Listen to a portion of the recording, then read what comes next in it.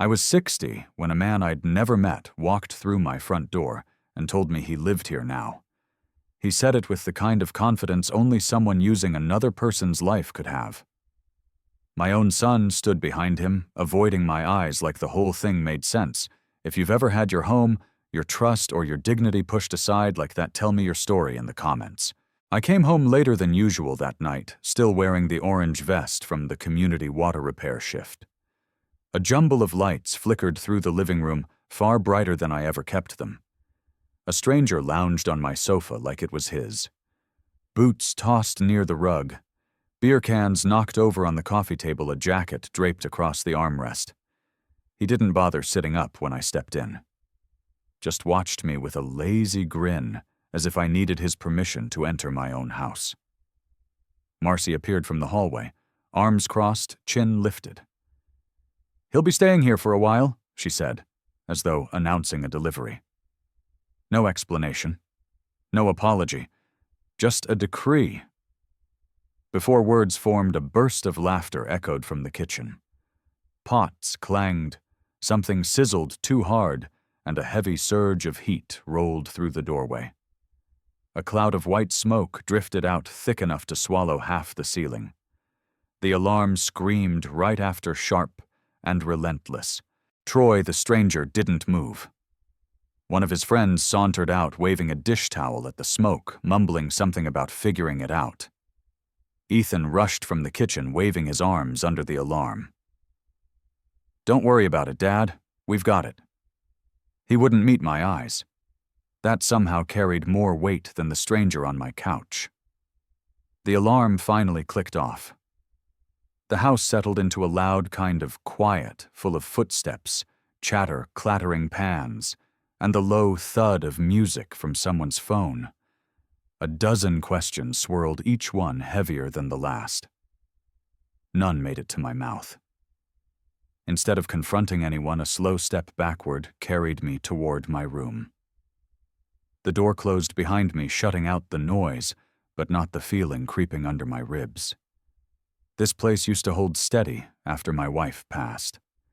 Even on rough days, the walls felt like they recognized me. Standing there in the dim light, that sense of belonging thinned until it was almost gone. Something had shifted the moment that stranger looked at me like the intruder. My pulse wouldn't settle. A deep breath didn't help. Another one didn't either. A walk to the back porch felt easier than staying still. The night air carried a coolness that steadied my hands. I leaned on the railing, listening to distant traffic and a muffled shout from the house. The place behind me no longer resembled the home I'd tried to hold together for decades. One wrong move from any of them, and I knew the line between discomfort and danger would vanish. That thought lingered longer than it should. Eventually, the noise faded. People drifted out or into spare rooms without acknowledging me. Each step across my own floor felt borrowed. A tightness in my chest nudged me toward the old cabinet near the bedroom closet.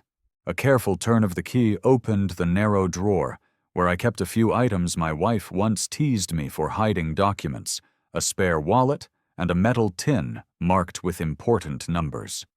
Noise greeted me before I even stepped into the hallway. Metal plates clanged together, heavy bars thudded against the floor, and someone grunted like they were trying to lift the whole house. Troy and two of his buddies turned the living room into a makeshift gym. Dumbbells sprawled across the carpet next to energy drinks and protein tubs. The smell of rubber mats mixed with stale sweat. One of them shouted, "Spot me," while pressing a barbell over his chest, completely oblivious to the hour. Marcy walked past with a laundry basket, catching my eye just long enough to smirk.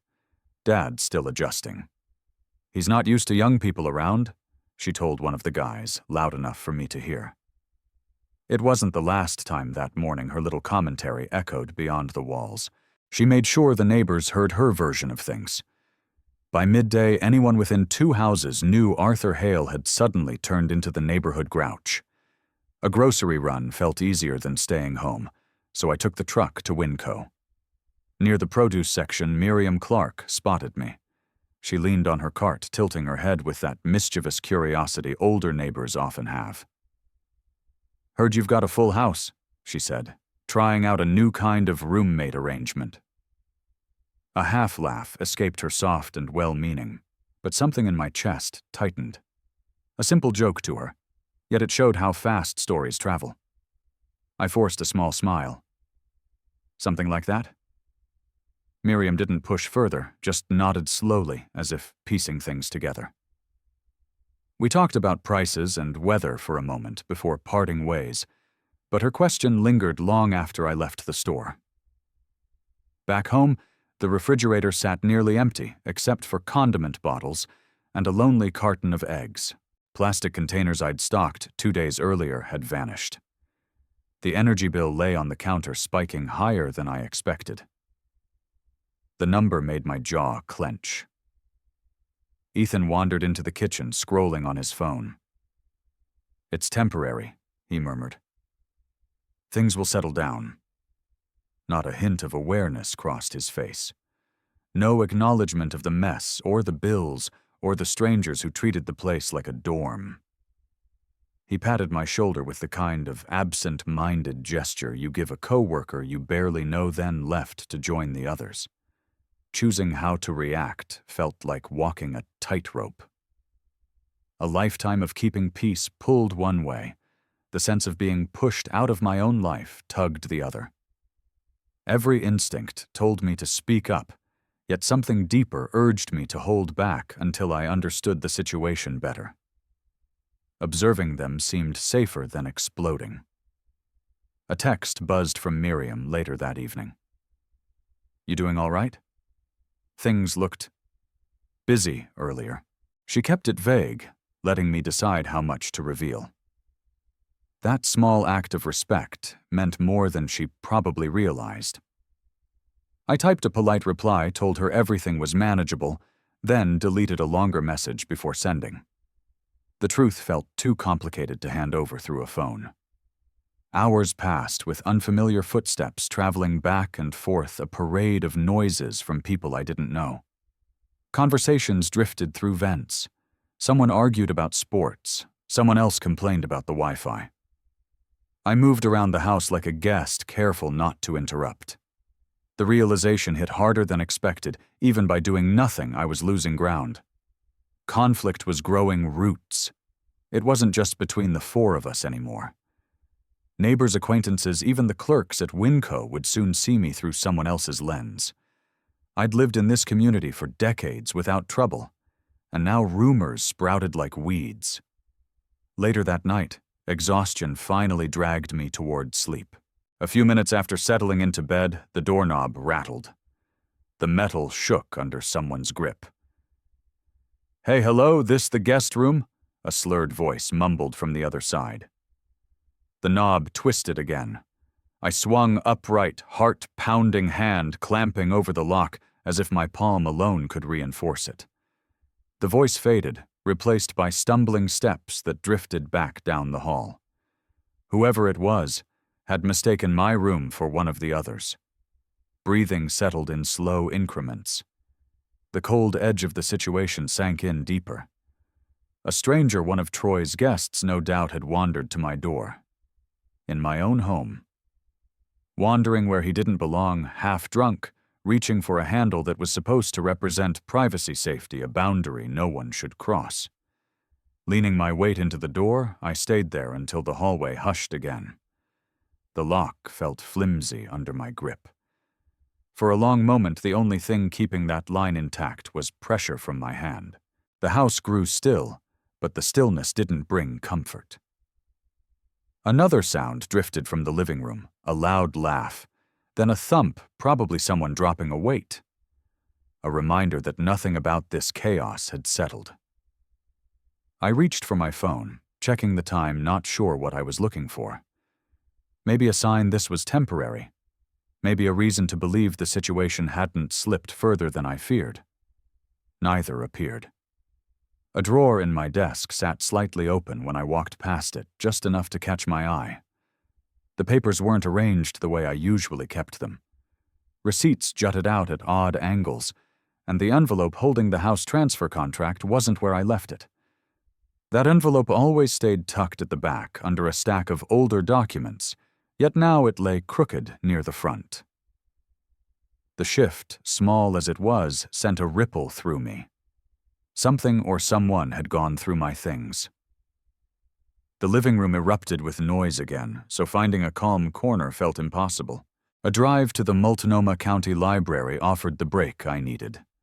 Sitting at a small table near the stacks, I opened my notebook trying to rebuild a sense of order. A few deep breaths steadied my hands. Thoughts circled in a loop. Maybe I'd misplaced the contract. Maybe the mess in the drawer wasn't intentional. Doubt crept in, tightening its grip. Years of carrying responsibility had conditioned me to assume the error was mine. A rustle nearby reminded me I wasn't alone. Students typed rapidly on laptops. A man flipped through a newspaper. Normal life moved around me, yet the imbalance shadowed every thought. Another whisper in the back of my mind kept asking whether I'd overreacted these past days. I closed the notebook, rubbing the bridge of my nose, wondering when my own judgment had started to feel unsteady. Later that afternoon, Miriam stopped me on the sidewalk outside the grocery store. Her expression held a mix of concern and hesitation. "Heard something strange," she said. "Marcy mentioned you've been forgetting things. She hinted you might need help keeping track of the house." Those words landed with a jolt. Heat rose in my face, not from anger alone, but from the implication like the ground had shifted right under me. "I'm fine, Miriam," I figured she replied, gently. "Just thought you should know what's being said." Her tone carried no judgment, only caution. She patted my arm before crossing the street, leaving me standing there with a knot forming in my chest. Arriving home, I found Ethan and Marcy waiting in the kitchen as though conducting a meeting. "We've talked," Ethan said. "Things are getting messy. It's better if we handle the finances for now. Bills, accounts, everything. That'll keep things from getting disorganized." Marcy chimed in. "It's just until you're less overwhelmed." The phrase landed like a scripted line. Ethan opened his laptop and clicked around. Moments later, the login I used for our shared utility accounts refused to accept my password. He didn't bother hiding what he'd done. "It's temporary, Dad." He walked away before I could respond. Marcy followed a faint smile, tugging at her mouth. Standing alone in the kitchen, a weight pressed onto my chest. Authority in my own home had been carved away piece by piece. Speaking up meant risking an explosion that might push things further out of reach. Staying silent meant surrendering more ground. Eventually, something steadier nudged me toward action, but not the loud kind. Careful preparation became the only path left. A series of small, deliberate steps turned into my routine. Important documents were photographed and saved onto a flash drive I'd kept since my working days.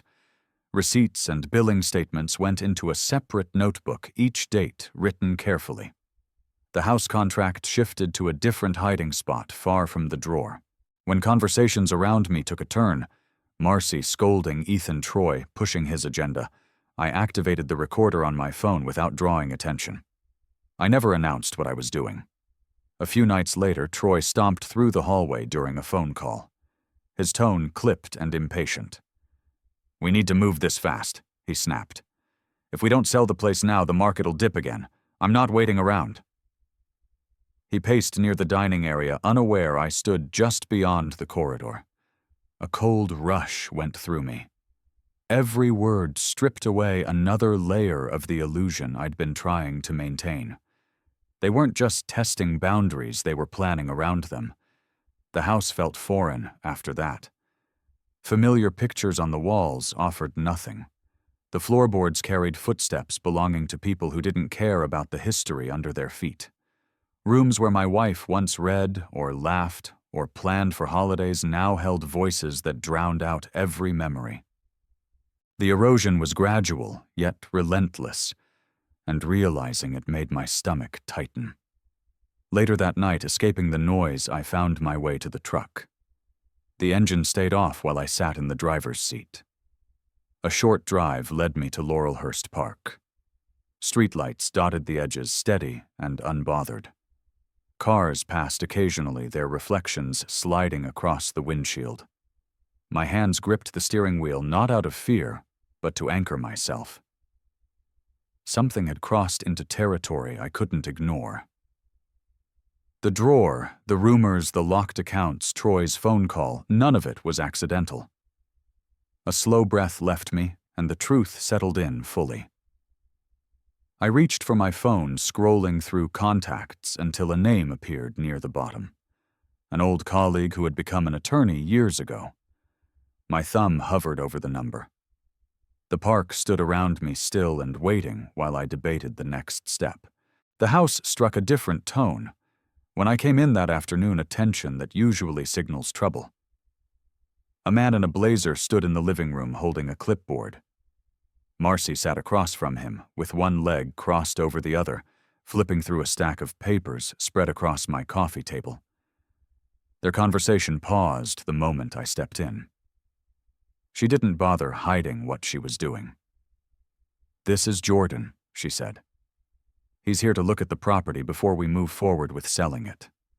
No apology, no hesitation. Just an announcement spoken as if I were a visitor, interrupting her business meeting. Ethan hovered beside her, hands jammed into his pockets. His shoulders stiffened when he saw me, and he kept his gaze on the floor like a teenager caught with a report card he didn't want to show. The realtor gave a polite smile, oblivious to the tension. A slow breath steadied me. "Put that on hold," I said. "There's no showing today." Marcy let out a small laugh, more air than humor. "Arthur, the house is in Ethan's name. We don't need your approval to move things along." Jordan shifted awkwardly, sensing the crackle under her words. My pulse thudded once, but the emotion didn't rise. Weeks of pressure had pushed past fear and landed somewhere colder.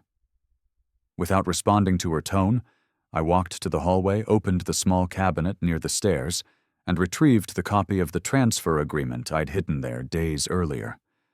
The papers felt heavier than they should.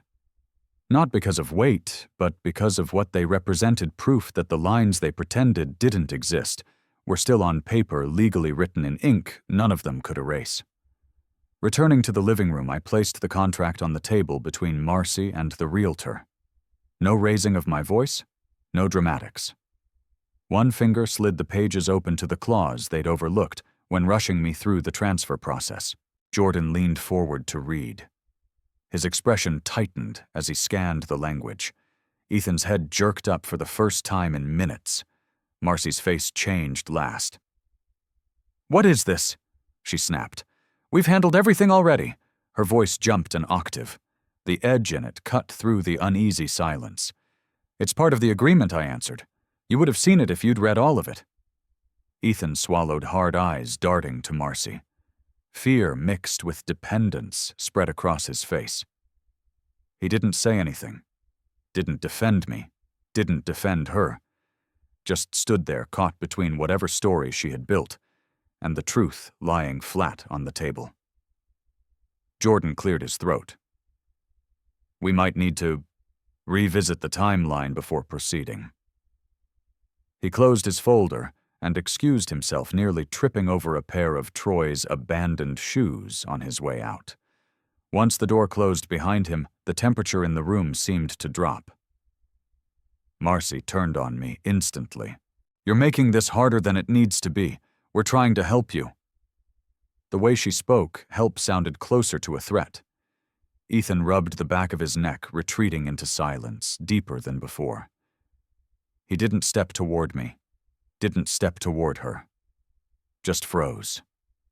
I walked away before the argument shifted into something uglier. Whatever retort she launched behind me dissolved into the background as I went toward the utility closet. The night didn't offer rest. Around 10, every light in the house blinked out in an abrupt pop.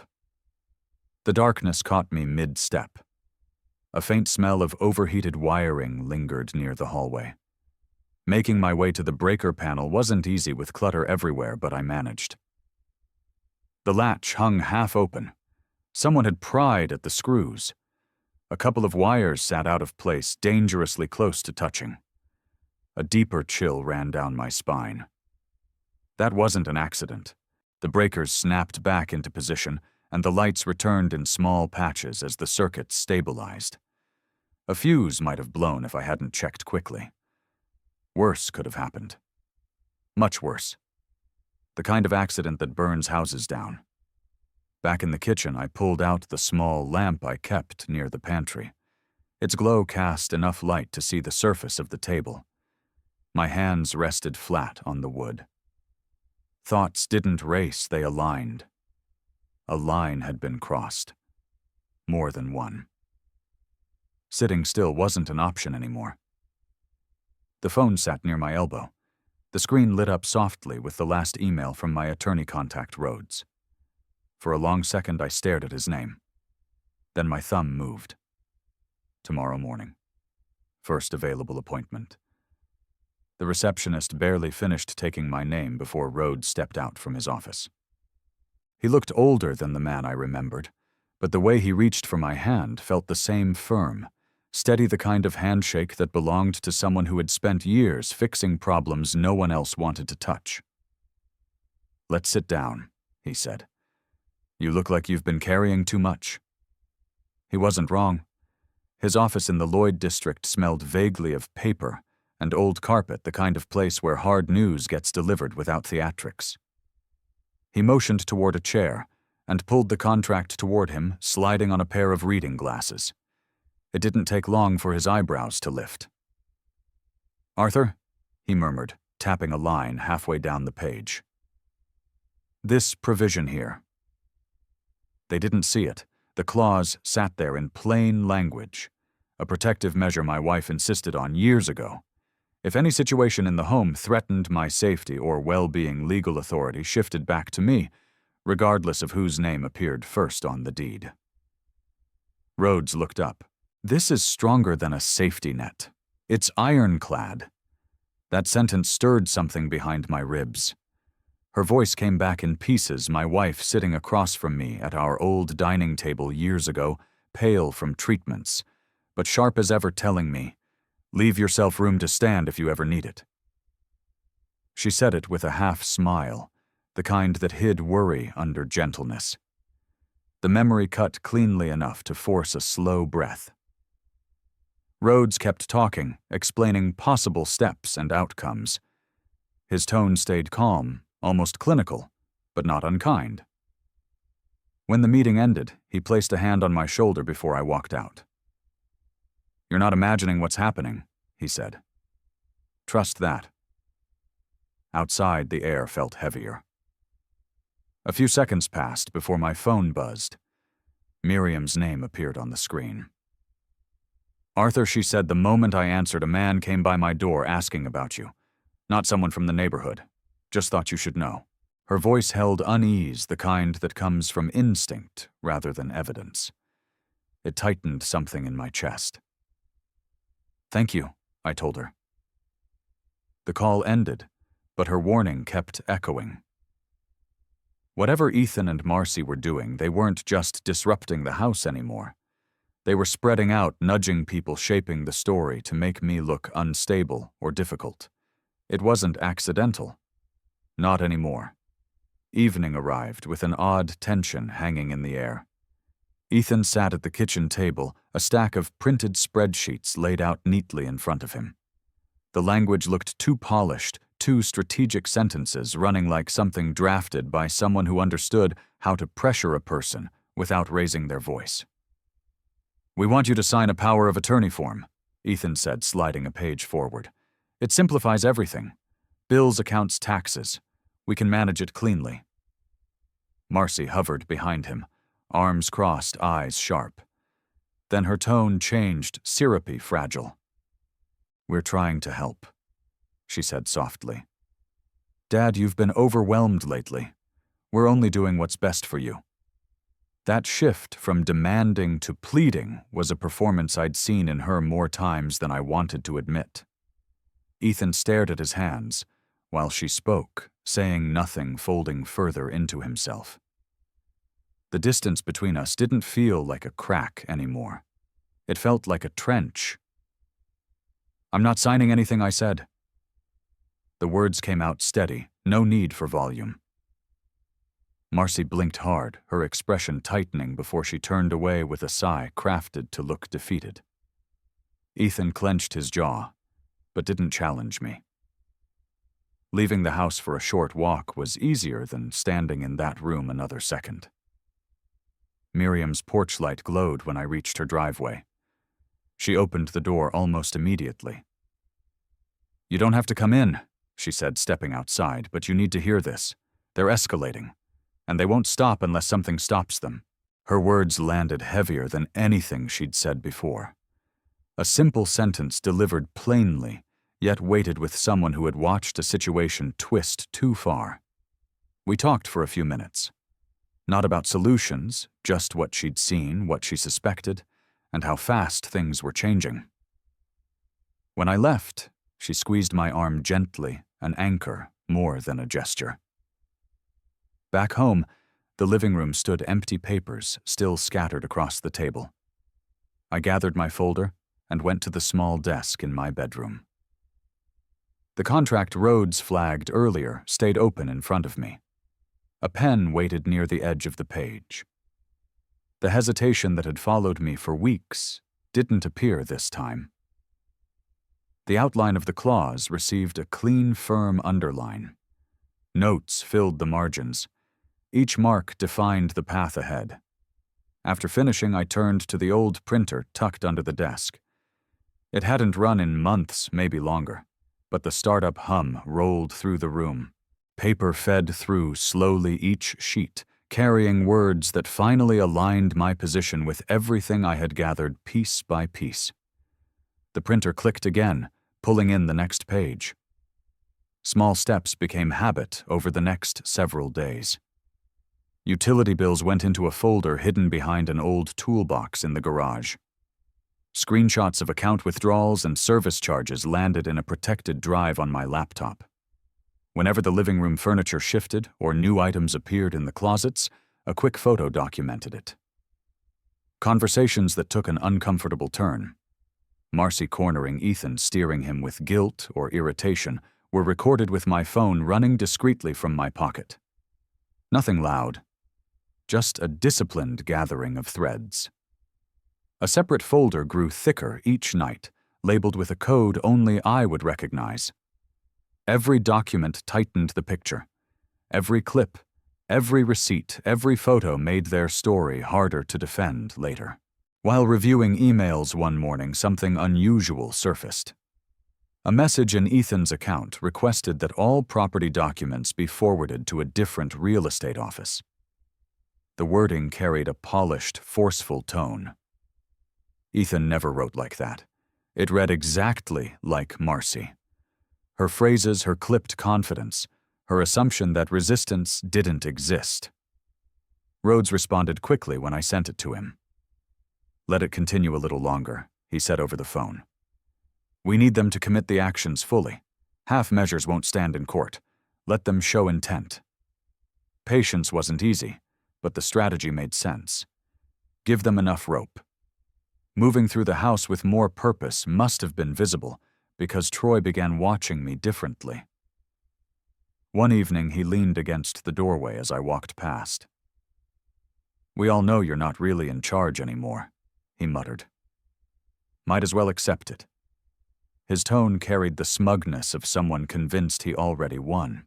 Instead of answering, I walked to my room and locked the door. The lock clicked with a finality that felt earned. A chair slid beneath the doorknob afterward, an extra measure I never imagined needing in my own home. Later that night, my phone buzzed with a number I didn't recognize. "Don't interfere. Everything is already decided." No name, no signature, just a threat dressed as courtesy. The message left a cold patch across my shoulders. I sat on the bed for several minutes, letting the words settle while the house throbbed with conversation and sudden bursts of laughter from the living room. Eventually, I grabbed my keys and slipped out, stepping only where the floorboards stayed silent. The Columbia River wasn't far. A parking lot nearby gave a vantage point to watch houses scatter their glow across the water. I leaned back in the seat, elbows resting on the steering wheel, trying to map everything out like a puzzle with missing pieces. Who is steering this? Who is hiding behind someone else's name? Who will the law see as responsible? Each question sharpened the picture. Marcy's handprints were everywhere. Ethan followed more from fear than conviction. Troy exploited whatever chaos benefited him. All of it formed a net that would eventually wrap around someone. The goal was making sure it wouldn't be me. The river carried an easy current, completely indifferent.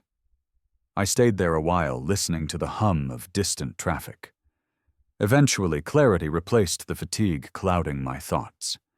Plans aligned cleanly in my mind. Returning home took less resolve than leaving it. The house sat dim. The hallway felt slightly off. A faint draft came from the office. When I stepped through the doorway, the filing cabinet hung wide open.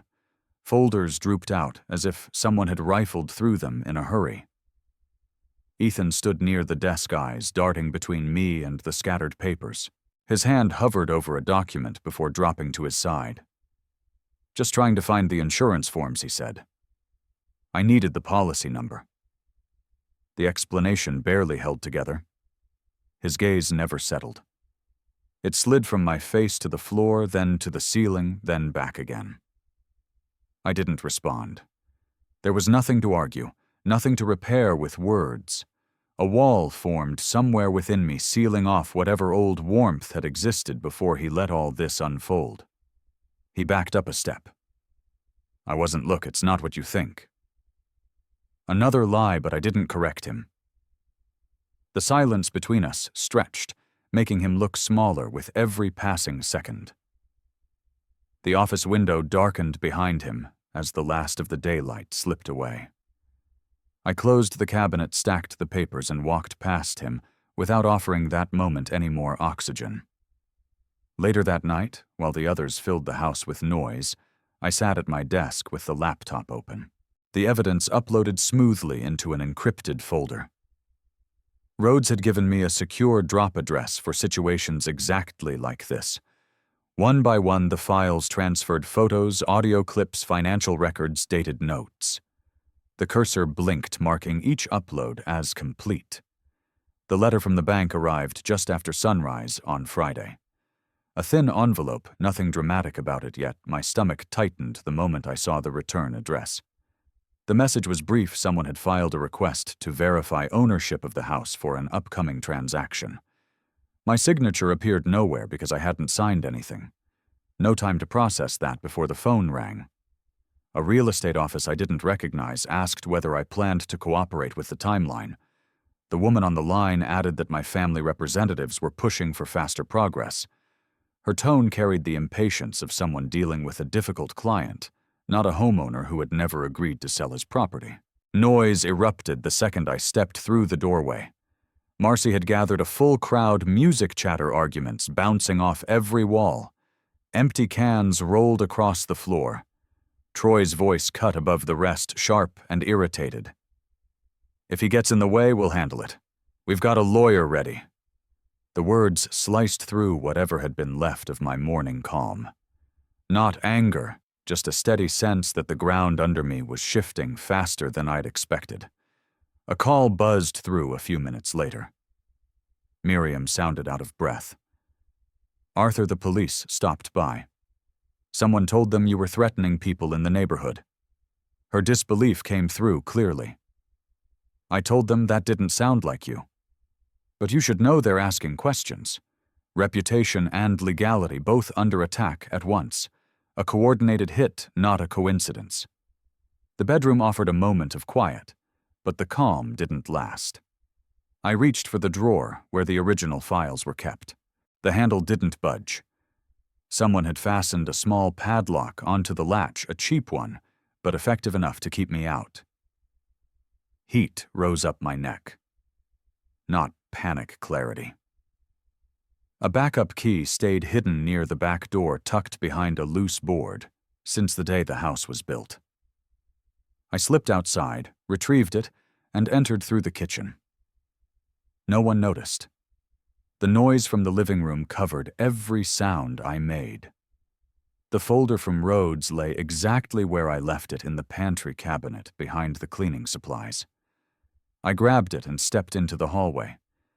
Ethan met me halfway, blocking the path, almost reflexively. "Dad, you're making this worse," he muttered, voice low, eyes somewhere near my shoes. "Just talk to us before you do things like this." There was no point responding. He didn't want a discussion, he wanted a delay. A pause long enough for them to find another angle. Rather than argue, I brushed past him into the living room. The crowd fell into an uneasy murmur when I placed the thick folder on the coffee table. Pages spread slightly at the edges from being handled often, but the weight of them didn't need theatrics. Marcy stepped forward, grabbed the stack, and flipped open the first pages. The email thread printed in full. The request to transfer documents. The brokerage correspondence. The audio transcript Rhodes had cleaned up. With every page, she turned, her breath shortened. Her face lost color in small patches. Ethan leaned over her shoulder. His eyes darted back and forth, as if searching for an explanation he hadn't prepared. Confusion tangled with fear. Whatever story Marcy had fed him didn't line up with what he was seeing. Troy rose from the recliner, face tightening. "This doesn't prove anything," he barked. "He's twisting it. You don't know what those mean." The clause Rhodes marked sat right on top. I tapped it once, nothing more. Troy's jaw worked up and down, but no sound followed. Marcy's mouth opened, then closed with a faint click. Ethan stepped back, unsure which direction to breathe. I didn't say a word. No accusations. No speeches. Silence had more force in that moment than any explanation I could offer. The room felt unbalanced, like the floor itself had tilted toward the truth. Without waiting for their next move, I picked up my keys from the side table near the couch. The small ring bumped against my palm, grounding me. People stepped aside as I walked to the door. Even those who didn't know what was happening sensed something in the air that told them not to interfere. The hallway outside felt calmer by comparison. My hand landed on the wooden railing along the stairs, steadying me for a slow breath. Not relief, just a clear sense that a final move had been made, placed exactly where it needed to be. I stood there a moment longer, breath evening out while the muffled chaos behind the door shifted into confused whispers. Rhodes greeted me with a nod the moment I stepped into his office. No pleasantries, no easing into the conversation, just the kind of acknowledgement shared by two people who already understood the weight of what needed to be done. He motioned towards the desk where the documents waited. A final signature from us both activated the clause my wife insisted on years ago. "Once this goes out," he said. Tapping the last page, no brokerage can touch the transaction. He faxed, emailed, and uploaded the notice in one sweep. Brokerage logs chimed as confirmations arrived. Moments later, his assistant stepped in with another update. The bank had already closed the verification request. Whoever filed it no longer had a path forward. The meeting ended quickly. Outside the building, my phone began vibrating non-stop. Ethan's name filled the screen again and again. I didn't play a single voicemail. Ignoring him wasn't satisfying. It simply needed to be done. The calls eventually slowed. By noon, Rhodes texted a short update. 2 brokers have withdrawn. 3rd one will follow. The unraveling moved faster than I expected. A steady composure held me as everything they'd constructed collapsed under its own weight. Returning home, I saw Troy hauling duffel bags down the steps. Marcy followed carrying boxes with an expression hardened by anger and humiliation. Neither spoke. Neither looked my way. They loaded the trunk of Troy's car and slammed doors with unnecessary force. Ethan stood near the sofa, shoulders caved in. The moment he saw me, he stepped forward as if he'd rehearsed every word. "Dad, I didn't know it would go this far. I swear I didn't want the apology fractured mid-sentence." His face carried panic and something like regret, but it all arrived long after the harm was done. I stayed near the porch railing, hands resting on the wood. Listening wouldn't undo anything. The moment felt like watching a storm drift away after it had already torn the roof off. He tried again. "Can we talk? Just us." The space between us stayed hollow. He waited a few seconds, searching for any sign. None came. Eventually, he lowered his gaze and walked back into the house, leaving me on the porch with nothing but the low hum of traffic down the street. Within a week, the house sold through a separate process, clean, lawful, guided entirely by roads. No shortcuts, no loopholes. The final walkthrough felt strange, like saying goodbye to someone who had once meant everything, but had slowly become unrecognizable. Packing didn't take long. Only a handful of items mattered enough: the small framed picture of my wife, standing in our old garden, and the dented metal toolbox she always teased me about keeping just in case. Everything else stayed behind for the new owner. The apartment in Selwood sat on a small, shaded street, no larger than what I needed. Miriam helped me carry boxes up the short flight of stairs, then spent an hour installing shelves above the kitchen counter. She worked with care, lining each screw perfectly. When she finished, she stepped back and said, "This place will be kinder to you." Her voice didn't pity me. It recognized the ground I had crossed. I managed only a nod. Words felt unnecessary. She left not long after promising to check in next week. The door clicked shut, and the small apartment settled around me. On the counter, the picture frame leaned against a stack of dishes. The toolbox waited on the floor, heavy but familiar. A new routine formed with surprising ease. A nonprofit I'd worked with years earlier needed part-time help on a clean water project. Their coordinator called the next morning offering a consulting slot I accepted immediately. Organizing their schedule at the little table by the window gave me something solid, something wholly mine, untouched by previous turmoil.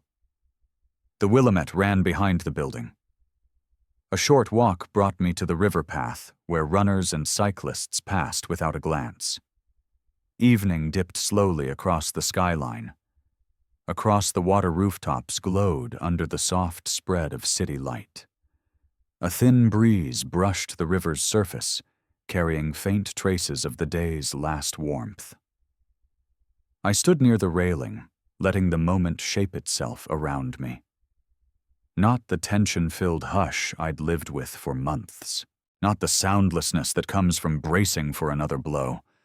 This space carried no threat, no conditions, just space.